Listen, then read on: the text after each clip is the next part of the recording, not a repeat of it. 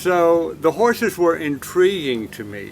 They were very beautiful and just a part of the landscape, that they were there 1 minute and then you saw just the marsh or the high tide or whatever, and then they would appear again just kind of walking through. So they added to the beauty and the appeal of the island. Even though I did not have any ownership of the horses. The horses weren't a part of the contract. They were just a part of the island. The island was named Little Horse Island because of the little horses.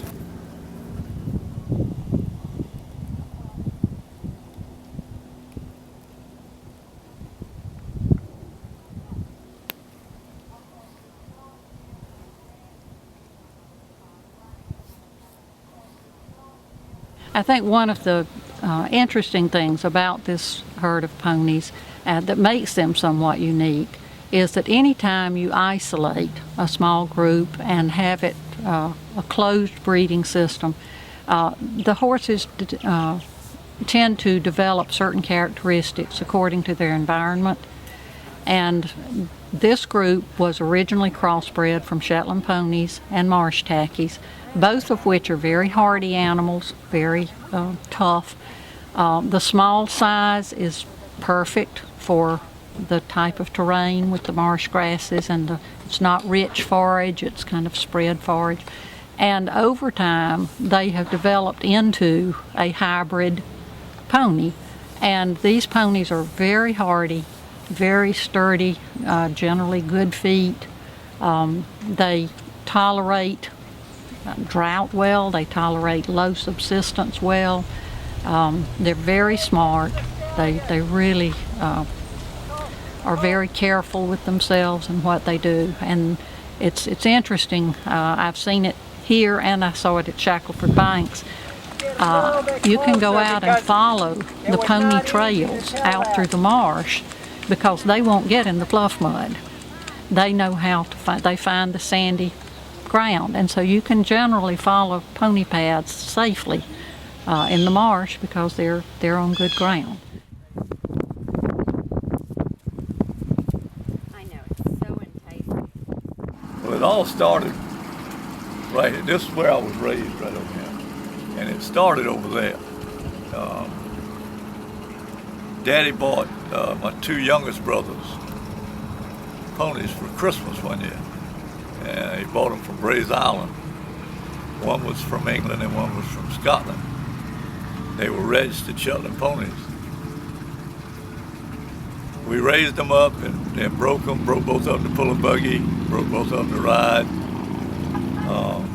I had a marsh tacky mare, and one day Daddy told me, he said, let's breed the little stud to the mare. So I was too young to actually help, but anyway, we bred her, and she had a nice foal, and then we had another mare, and he bred her, and it started from there. And we've had as many as 30 over there at one time. But now we were taking care of them. You know, we were feeding them and swapping them out and selling them and giving them away. And then, like I said, once my daddy got sick, he loved them to death. And then when he passed away, it wasn't. We had already gotten the herd down to, it may have been 5 or 6. And when the island was sold, they asked me if I wanted any of them, and I said no, because I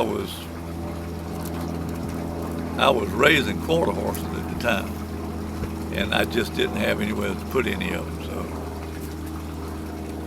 that's how they got out of our family.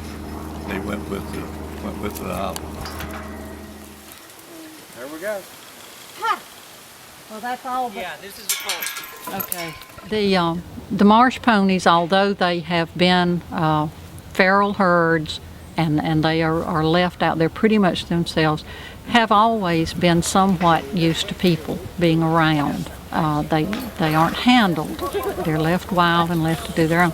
But they see people, and they have been handled, moved into paddocks or pens for periods of time.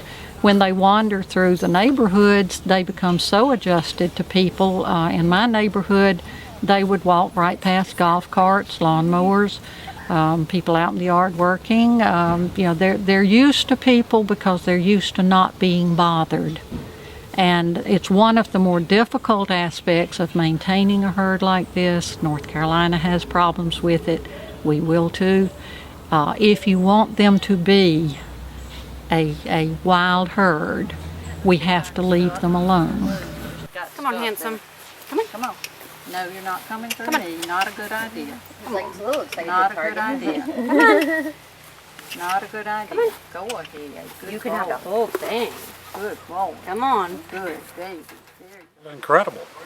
I mean, you just get up every day. That's the first thing you do after 17 years. You walk out to the back porch to see what the ponies were doing. I mean, when I first got here, there were 4 ponies and running all over between here and there and behind everybody's property. And some days you get to see them, some days you don't. And you get up to, now we got 15.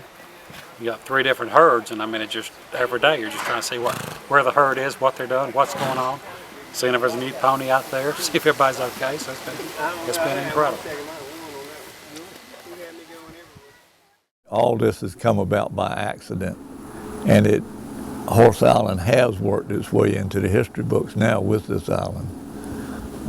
This island is eat up with history that people don't know anything about. And you're right, it's in the new history, and if it was to go away, then it wouldn't be long to be completely forgotten about, because it hadn't been around long. There's a lot of history on this island that's been forgotten about because it went away and nobody knew about it, and the plantations that was on this island. But no, yes, if Little Horse went away, it definitely would be missed. And as far as the beauty, my God, look out. Look out across the marsh. You can't go everywhere and see that. The horses have survived with minimal interference. They eat the marsh grass, they drink the freshwater ponds. So I agree with minimal interference. The problem is that as Horse Island and St. Helena become more and more developed, we impede on their environment. So in order to keep them safe from us, we have to take measures to protect them. It's not really that they need us. I do believe that if a horse gets ill, they're wild animals, and we've had them die out here naturally. And so I do believe in as little interference as possible, and just for people to just enjoy them. And our role is just to protect them, to keep them safe from development, really, to be honest with you. I've been separated from Little Horse so long now till the only thing I know is that it definitely would be missed, and I hope they can do something. What they can do, I don't know, because I don't know how they're going to separate them from the rest of the world.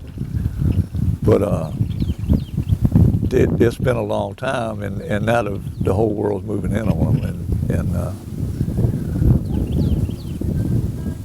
but I would love to see it preserved. We need to preserve way more than just Little Horse. All of this needs to be protected and preserved. And everybody wants to live on the ocean, and I guess I'm the most guilty one because I've been here so long and won't leave. But I'd love to see it protected. Well, that's why I'm here. That's why I bought it, to be able to come down here and shut the world out and enjoy what is here. This is as close to heaven on earth, I think, as you could find. The area is absolutely beautiful without them, but there's a lot of places like it around the world. There's no place this special. It just makes it something special.